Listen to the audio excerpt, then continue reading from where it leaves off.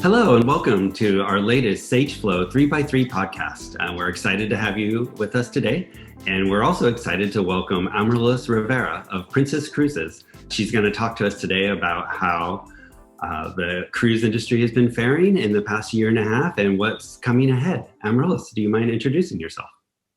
Yeah, hi everyone. I'm Amarilys Rivera. I work at Princess Cruises. I'm the email marketing manager there.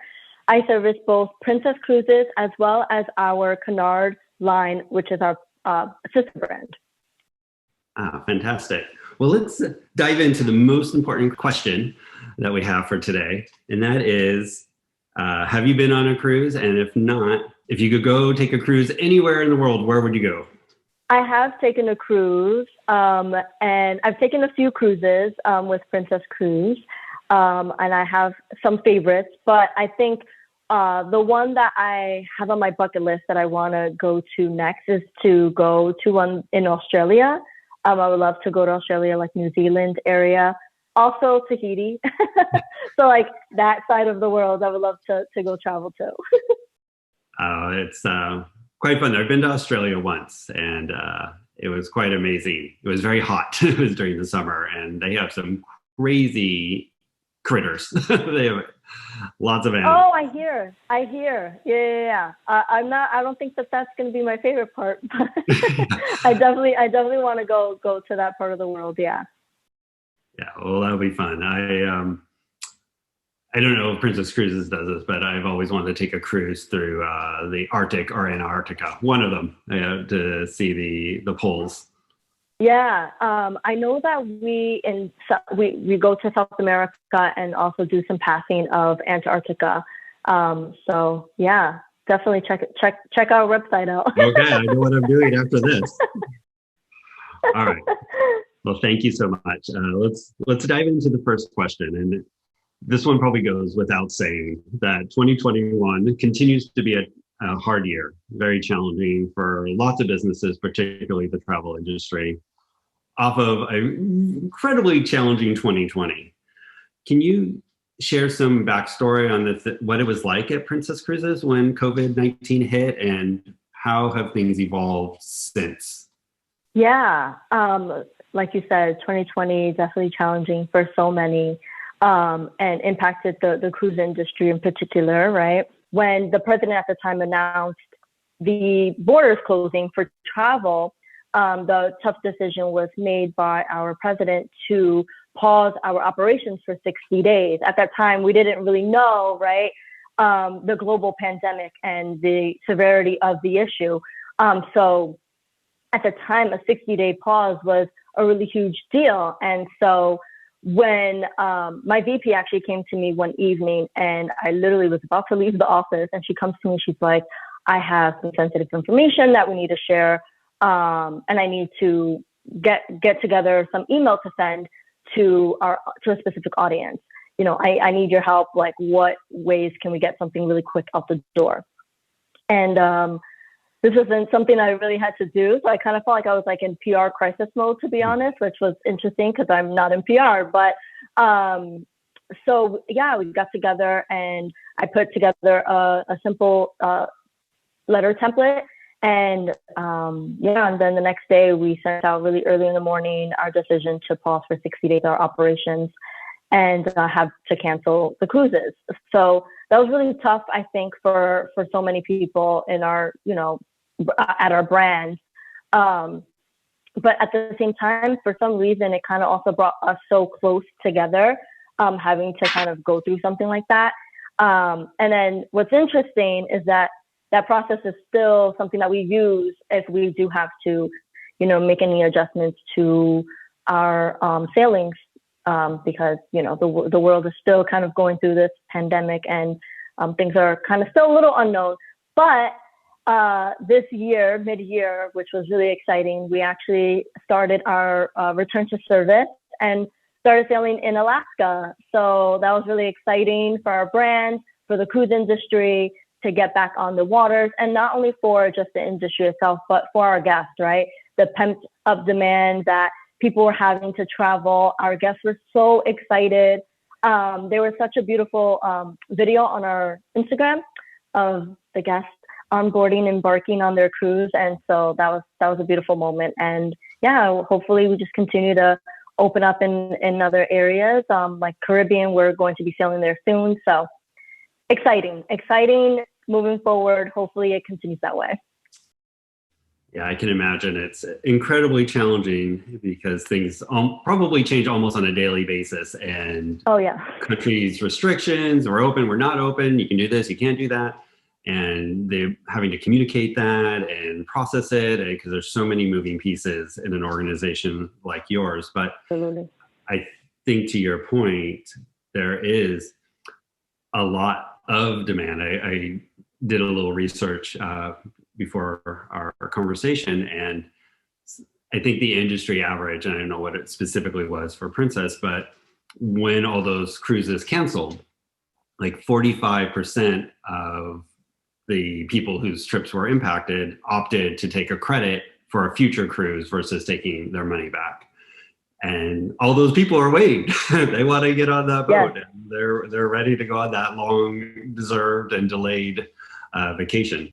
As we look at that it is hopefully picking up and things are opening up as slowly as it may be, what are some of the biggest concerns of your passengers, and how is Princess addressing those concerns from a marketing perspective? Because I would imagine marketing is more important than ever, not just to selling, but communicating and ensuring your guests that they're going to have a fantastic and safe experience. Right. Yeah. I think overall, like you said, our guests are so excited to get back on the ship and start their vacation, going to these beautiful destinations that we go to.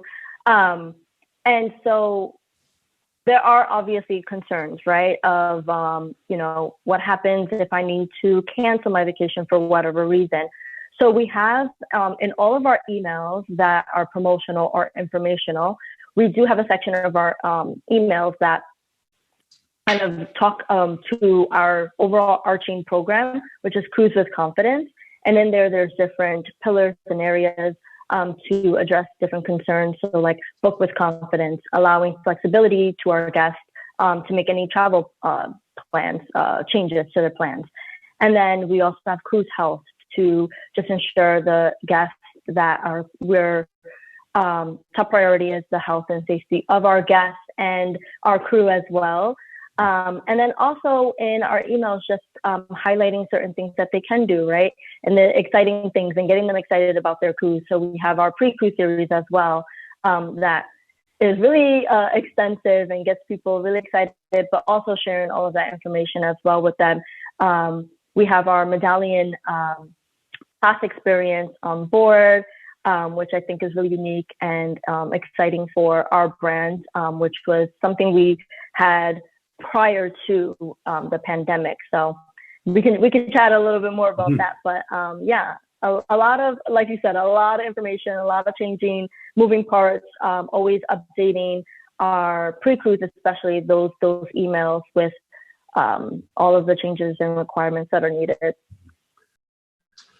A lot of organizations with the onset of COVID and the pandemic and so forth have had to make changes, and some of them we hope will go away, and some will probably stick around for quite a while. So even just the information that you're presenting in your emails, kind of what's become evergreen or the new normal, if you will. Right. When we look at the cruise experience, what has changed, potentially either for the better, or what are some of the interesting changes that have now happened that will stick around? So like as an example, we have contactless delivery of food from restaurants. Are there things like that are part of the cruise experience now? What is carried over, or what is new and unique that future guests can expect? Yeah, so like I mentioned, the medallion class experience, that is basically our app on board our ship, and it's something that we had pre-pandemic. So really is going to be something that I think is going to work so great for the future, the new future that we have with COVID-19. But with the app, we have Ocean Now, which is part of the app, and you can request drinks to where you're at, some pizza, a slice of pizza, food and beverages to wherever you are on the ship. So that was something that we had available pre-COVID. And I think it's going to be, perfect for the time that we are in now. I actually had the privilege to go on one of our cruises and experience that. And I ordered myself a pina colada. So that was cool. And then we have touchless. When you approach your stateroom door, the door unlocks. So you actually don't even have to touch the handle. But maybe, giving that peace of mind to the guest, that when the stateroom stewardess is going in, they're not necessarily having to touch the handle and all of that. So yeah, there's a lot of interesting and cool things that are happening with the Medallion class experience and the app in particular, that I think are going to continue on to the future, just to create less friction for our guests. And yeah, so really exciting stuff. That's great. I think a lot of the things that maybe pre-pandemic we thought were nice to have or interesting, now as we are almost 2 years ahead of that point, we're like, well, that's actually a nice change, or that is a nice feature. And that is something that was minor. Now it's a bigger deal and more impactful and helpful. Exactly. Yeah, exactly. I think when we were thinking of, our return to service and how the Medallion class experience was going to play such a big role in that, and as a brand, right? So I think we were really fortunate to have invested in such an experience prior, which the initial thought was to, have this experience to have less friction, right? Like not having to wait at the bar and lose your spot at the sun lounger, and you're just able to get that drink directly to you. So yeah, now you still have that experience, and not have to necessarily be in the crowd. So yeah, very cool. Well, a good idea became an essential service. Right. Well, as we look back now, and if there was anything you could change or do differently, because obviously there's been lots of learnings. We've all had painful mistakes made, and as we try to navigate the past almost 2 years. And what were those lessons? What would you do differently at this point?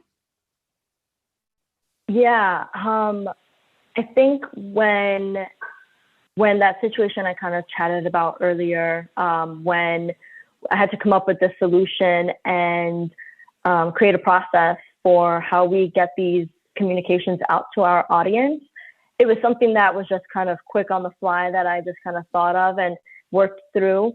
And in the beginning, it still involved my VP so heavily, and I felt I have to relieve her in some way of this, and I don't really know how the best way to go about it. And once I kind of spoke up a little bit and said, hey, I think we need to really fine tune this a little bit, the process has been a lot more smoother, and we're able to kind of go through that process a little bit more easier and less painful than it was in the beginning. But also, I mean, of course, there's all a learning curve for everyone. But I think, yeah, just making sure to speak up quicker and not have to hold on to certain things, I think would be the one thing that I would have changed.